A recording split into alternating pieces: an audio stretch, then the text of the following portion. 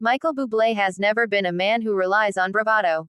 Whether crooning a holiday classic, charming an audience with his quick wit, or mentoring fresh-faced talent on The Voice, the Canadian superstar has built his career on authenticity. That honesty came through again when, ahead of the Voice Season 28 live shows, Bublé admitted he's not entirely convinced the eventual winner will come from his team, and, shockingly, he's perfectly fine with that. For some coaches, that statement might sound like defeat. After all, the job is to guide contestants, nurture them, and ultimately claim bragging rights as the winning coach. Yet Bublé's perspective is different. For him, the true victory isn't in holding the trophy, it's in shaping artistry, giving singers confidence, and creating career longevity far beyond one televised finale. This mindset sets the stage for a season unlike any other, one filled with soulful performances, heartfelt banter, and a refreshing humility rarely seen in a competition where egos often take center stage. The crooner as coach. When NBC first announced that Michael Bublé would be joining The Voice as a coach for season 28, reactions were immediate and mixed.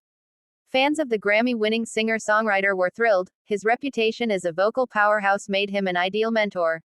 Critics, however, wondered if his laid-back, jazz-infused style would translate in a competition dominated by powerhouse belters and radio-ready pop stars. But Bublé proved his worth early. His coaching style was less about technical micromanagement and more about emotional connection. He encouraged contestants to dig deep, to lean into storytelling, and to embrace vulnerability.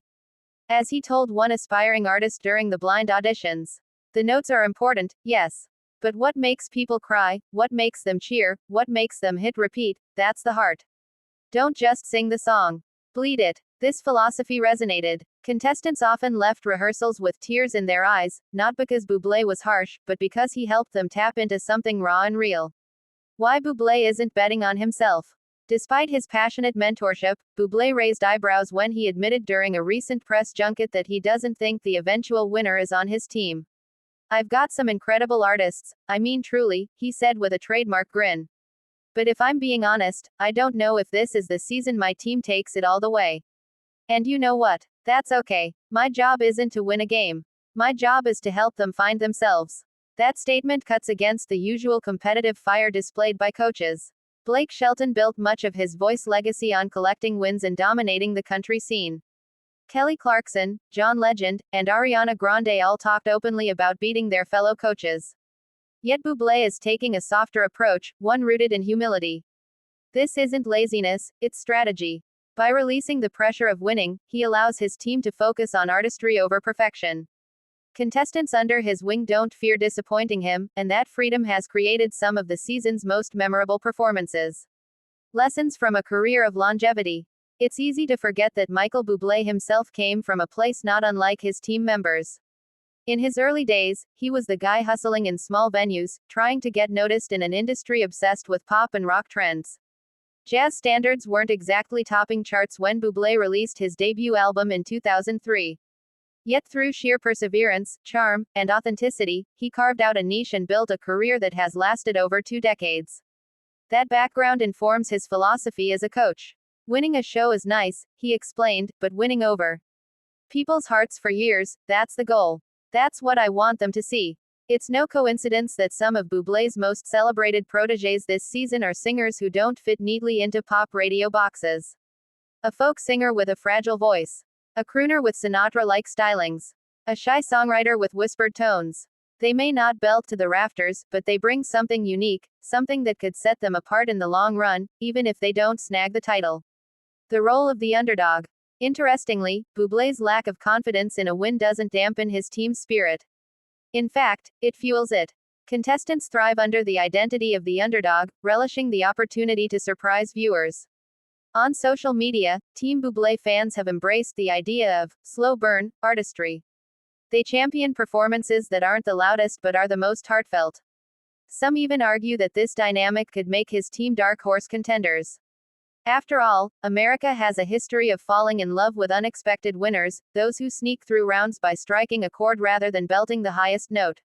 If nothing else, Bublé's honesty gives fans permission to root for his artists without obsessing over victory. They can celebrate the journey, the artistry, and the growth. A different kind of coach rivalry. Of course, competition still exists on The Voice. Coaches banter, tease, and plot as always. Bublé is no stranger to a playful jab, and his good-natured humor often diffuses tension. When fellow coach Gwen Stefani bragged about her powerhouse team, Bublé quipped, "Yeah, but can they swing like Frank Sinatra in a smoky lounge at 2 a.m.?" The audience roared. His interactions with John Legend have been equally entertaining, blending respect with mischief. "John's got the notes, I've got the jokes," Bublé teased after one battle round. Yet underneath the humor, Bublé's lack of ego stands out. He applauds other coaches' singers with genuine enthusiasm. When a contestant from Team Legend delivered a powerhouse ballad, Bublé was the first on his feet, applauding wildly. "Beautiful," he shouted across the stage. "That's why we're here." The bigger picture. In stepping back from the obsession with victory, Bublé may be quietly redefining what success on The Voice looks like. Over the years, many winners have faded from public view. The title is prestigious but doesn't always guarantee career stability. What Bublé emphasizes, artistry, heart, vulnerability, may give his team members tools for longevity. And isn't that the real win? For fans, his attitude is refreshing.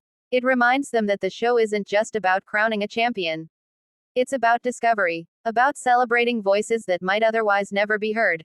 Why this approach matters in Season 28. Season 28 has been packed with talent. From powerhouse belters to country crooners, the field is fierce. In such a competitive landscape, Bublé's calm approach stands out even more. Instead of trying to outshine the other coaches, he leans into what he does best, connecting emotionally. He treats every contestant, even those not on his team, with warmth. That kindness has endeared him to fans, many of whom say they tune in just to watch his interactions. For NBC, his presence adds a different flavor to the show. He's less gladiator, more guide. Less competitor, more collaborator. Conclusion: winning by not winning. Michael Bublé may not walk away from Season 28 of The Voice with a trophy in hand. And if his predictions are right, the winning contestant won't be wearing a Team Bublé jacket. But in many ways, he's already won. He's inspired his singers. He's charmed audiences. He's reminded viewers that humility still has a place in an industry fueled by ego. As one fan tweeted after his candid confession, "Michael Bublé doesn't care about winning The Voice, and that's why he's winning my heart." Perhaps that's the bigger legacy.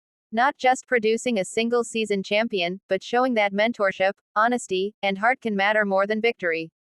For Bublé, the spotlight has never been about ego. It's always been about the music. And that, more than anything, ensures that his team, win or lose, will leave the stage richer than when they entered.